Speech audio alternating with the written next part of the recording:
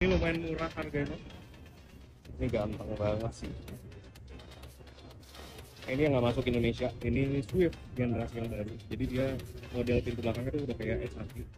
Baru-baru ni ada seorang chef Indonesia kutuk makanan Malaysia. Katanya nasi kandar Malaysia rasa berpasir. Sepanjang bertahun-tahun aku makan nasi kandar, tak pernah sekali pun aku rasa berpasir. Yelah, nasi kandar rasa berkuah lah kan. Aku tak tahu chef ni dia makan dekat mana. Mungkin telur ikan terlebih ke, sambal nyok terlebih ke, sampai rasa berpasir kan. Sebab rasanya nasi kandar ni tidak rasa berpasir. Yang kedua, chef ni dia sebenarnya buat nasi kandar versi dia. Dia kata yang Malaysia punya rasa berpasir sangat, dia pun buat. Dan banyak video-video kat YouTube korang boleh tengok. Okay? Sebab dia memang ada restoran lah kan. Tapi bila aku tengok video-video tu, dia punya nasi kandar ceroy weh.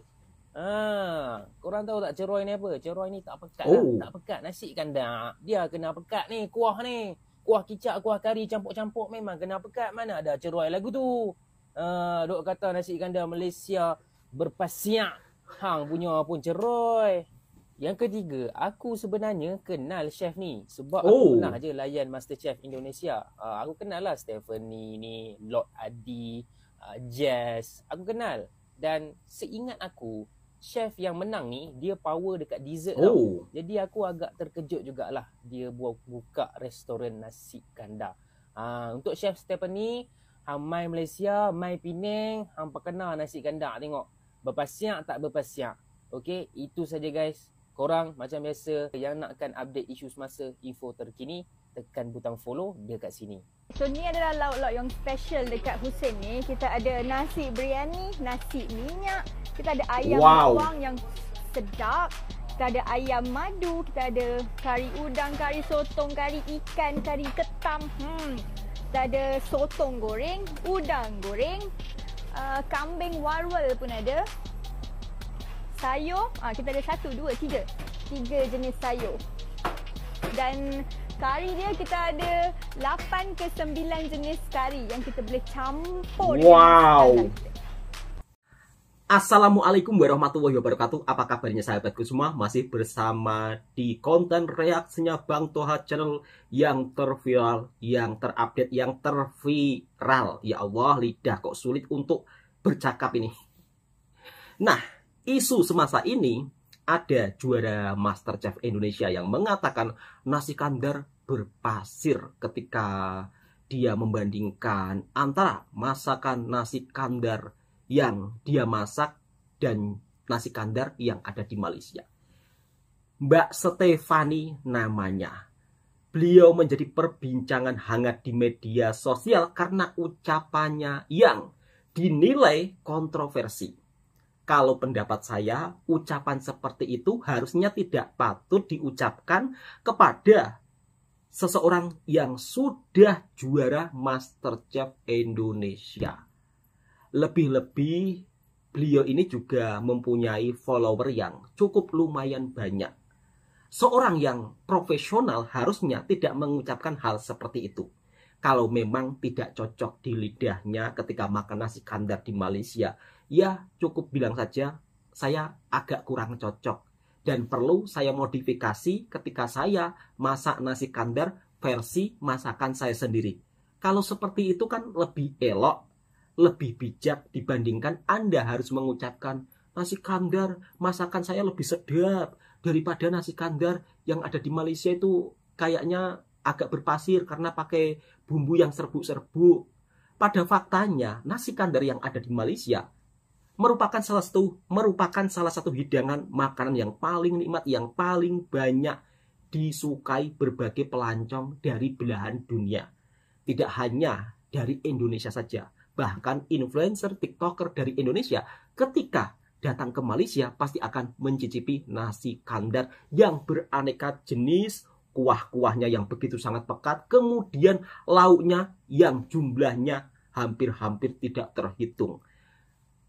Tentang ketenaran nasi kandar ini bukan hanya di Malaysia saja. Sampai-sampai di Indonesia juga ada sebuah restoran yang menjual menu-menu masakan khas Malaysia. Termasuk di antaranya termasuk di antaranya nasi kandar. Nah, kira-kira nasi kandar yang ada di Indonesia apakah sama seperti yang ada di Malaysia? Daripada penasaran, sahabat-sahabatku semua, kita reaction video berikutnya. Pik, ya apa kayak nyari nasi kandar, Pik? Aja Bu, berpasir loh. Katanya sopo? Iku loh Bu, katanya ex master chef lagi viral loh Bu. Ngawur aku hoax rau. Ini apa? Ini loh, kalau Buat di sini nasi kandar kata mbaknya. pasire. Nah, ini aku pesan yang paket ayam rangup. Jadi ayam rangup itu sendiri adalah ayam goreng crispy warna merah khas Malaysia. Ini aku pakai nasi biryani. Ini disiram sama kuahnya dia. Bagaimana Mbak rasanya? Bumbunya mendok banget ya. Dia rempahnya kuat. Tapi nggak ada pasir-pasirnya kok. Nggak Ayamnya. ada pasir-pasirnya. Kulitnya tuh crispy ya. Terus bumbunya memang dia ada pedes-pedesnya dikit. Ini kerupuknya namanya papadam, gengs. Best sellernya telur barendo nih. Ini makan satu kenyang karena padat. Ini best seller mereka di sini nih, lamb shank. Empuk sih, ini bumbunya terus ada manis-manisnya gitu. Kalau nggak suka nasi biryani, ada nasi putih juga. Nah, yang punyanya Pak Kimchi ini dia pakai ayam kari. Dagingnya itu empuk, juicy ya. Iya Bu, gak ada pasir-pasirnya, enak kok. Minumnya wajib cobain teh tariknya. Selain itu ada yang unik juga, kopi butter. Yuk yang nyari nasi kandar, rasa asli khas Pulau Pinang, cobain deh nasi Iskandar di Kemang. Bahkan influencer daripada Indonesia pun juga tidak setuju kalau nasi kandar dikatakan nasi kandar itu berpasir.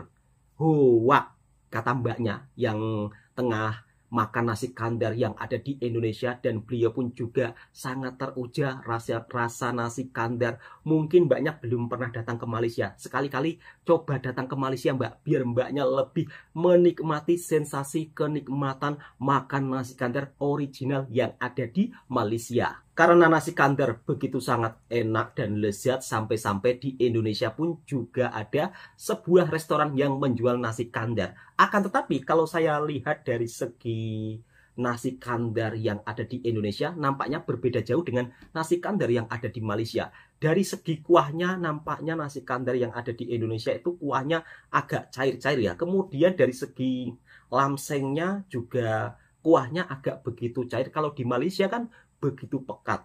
Mungkin karena tidak original ya, jadinya mungkin membuat versi berbeda atau mungkin menyesuaikan lidah orang tempatan. Kira-kira seperti itu pendapat saya, sahabat-sahabatku semua.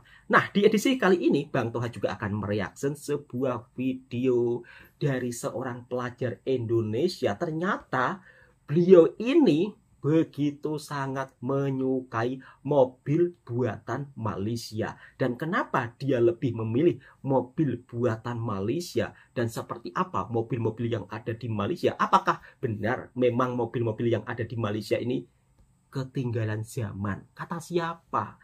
Makanya jangan cari informasi itu hanya lewat Google. Kemudian lewat Google bukan informasi yang terbaru. Kadang-kadang Google itu kalau membuat berita ya kan, kalau membuat berita itu kadang-kadang juga kurang tepat. Makanya cari sumber informasi yang tepat biar kita tahu, biar kita juga tidak salah informasi. Nah, berikut kali ini orang Indonesia begitu sangat menyukai mobil buatan Malaysia. Kita reaction videonya bersama-sama. Jadi gua kan di sini kuliah, jadi keperluan beli mobil itu untuk transportasi. Nah, jadi kemarin tuh gue udah preparein semua, kayak dari SIM internasional, habis itu visa, terus ada kartu yang melegalkan gue untuk tinggal di Malaysia sebagai pelajar. Masnya pelajar daripada Indonesia. Itu kita pergi JPJ dan ternyata mereka hanya membutuhkan paspor aja gitu. Terus biayanya untuk puspakom untuk inspeksi itu sekitar 250 ringgit. Oh, murah. Atau ya 1 jutaan. Terus habis itu pajak itu 200 ringgit. Pajak itu tergantung CC. Nah, CC-nya ini 1.800, dia di 200 ringgit. 700 ribuan lah. Terus habis itu biaya asuransi itu hampir 500 ringgit atau 1,8 ya kalau nggak salah segituan. Jadi mungkin totalnya untuk biaya tukar nama ini 2-3 jutaan lah. Oh, gitu. Untuk prosesnya mudah banget dan sangat cepat. Bener-bener kalian udah keluar grant atau BPKB, ya kalian udah boleh bawa mobilnya pulang, udah sah gitu jadi milik kalian. Mudah banget beli mobil di Malaysia, kata masnya. Orang Indo beli mobil di Malai, kok bisa? Nah, gue akan ngasih tahu pengalaman gue di Malaysia beli mobil. Jadi step pertama tuh gue ketemuan sama orangnya yang punya mobil, janjian. Terus habis itu ya cek-cek lah, kita cek-cek. Nah habis kita cek, kita DP. Nah habis itu mobilnya tuh harus ke Puspakom. Puspakom tuh kayak inspeksi lah ya. Nah cuman di Malaysia ini tuh wajib untuk inspeksi dulu sebelum melakukan tukar nama atau nama gitu. Habis itu kita pergi ke JPJ. JPJ tuh kayak Samsat ya kalau di Indonesia. Nah di JPJ ini kita melakukan balik nama, habis itu bayar pajak dan juga bayar asuransi karena asuransi kendaraan itu wajib di Malaysia. Nah ya udah kalau itu semua udah oke, kalian bisa bawa pulang mobilnya. Wow, selesai. Mudah. Rektor bawa baby, bawa baby apa tadi ya? Di kampus gue di Taylor, sekarang gue mau nge-spot mobil-mobil apa aja yang ada di kampus ini. Contohnya ini MEV. Keren banget hotel. Mavic pun keren banget. Nah, terus di sini ada Infinity. Ini biasanya kalau di US jadi hotboy nih. Ini ada A-Class hotel juga nih. Ngeri. Ada GLB 35MG. Terus ini seri 2. Mewah. 5 Coupe. Ada Maserati Ghibli ya. Ada Porsche Macan sama kayak Beetle di sini. Ada kayak Beetle lagi. Di parkiran motornya nggak kalah keren nih. Keren banget motornya ya. Ada motor CMC Racer gitu. Kayak ini kayaknya mobil dosen nih. Rover Velar. Mobil Pak dosen. Ada Toyota 86. Ini ada yang bawa S-Class ke kampus. Ini ada X4. Ini lucu banget. Vero 2 Daihatsu kayak Daihatsu Mirage. Kayak Mini Cooper dia bentuknya. Ini Mini Cooper yang beneran tuh. Lexus RX pakai BBK Brembo. Itu ada Baby Benz. Ada Baby Benz. Ada Beetle lagi. Kayaknya banyak banget yang suka Beetle ya. Itu dulu huntingan gua. Biasanya ada yang lebih aneh-aneh. Mungkin nggak masuk kali ya hari ini. Ya mungkin gua akan spot next time. Thank you. Nah ini gua baru ketemu sama temen gua sama-sama dari Indonesia. Kita berdua sama-sama pakai Satria nih. Gue mau tahu nih alasan dia kenapa ambil Satria. Nah ini temen gue nih, dia namanya Zaki. Gimana? Gue ngambil Satria karena pajaknya pertama murah. Terus? 1 juta lah per tahun.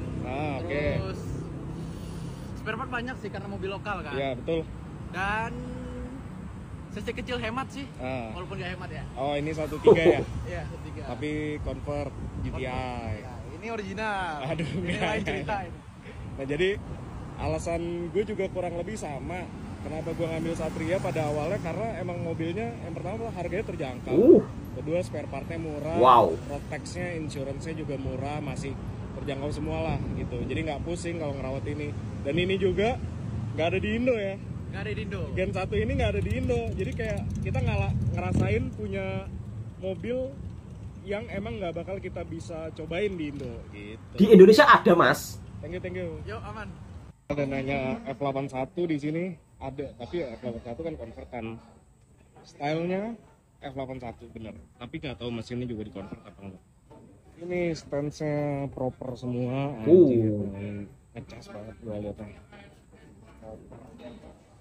Banget Supra Targa-nya. Itu lucu banget guys. Pakai lampunya Porsche klasik. Ini S2K, adanya S60 Honda Fit. Supra juga banyak banget di sini. Wah, gue bener-bener kewalahan. Estilo semua nih. FG6 gang. Ngeri. Oke lagi tapi top down. Ini skena dieselnya di sini. Ini apa Rocky gue di rumah gue gini. Ini keren sih konsepnya tapi. Ada Itasnya nih di sini W205 Coupe. Ini kayaknya C63 deh. Keren banget ya. Nggak tahu ori apa nggak. Kayaknya C63 bener. Itu ada lagi. Iya cuy, C63S gila. Civic udah jadi rumah buat Malaysia. Jadi kalau kalian pecinta Civic Type R udah pasti ada di Malaysia dan itu mungkin kalian bisa lihat hampir setiap hari. Civic Del Sol. Ju Supra juga banyak banget sumpah di sini. Kita pakai underglow bro di sini. Wow, wow, wow. Luar biasa ya.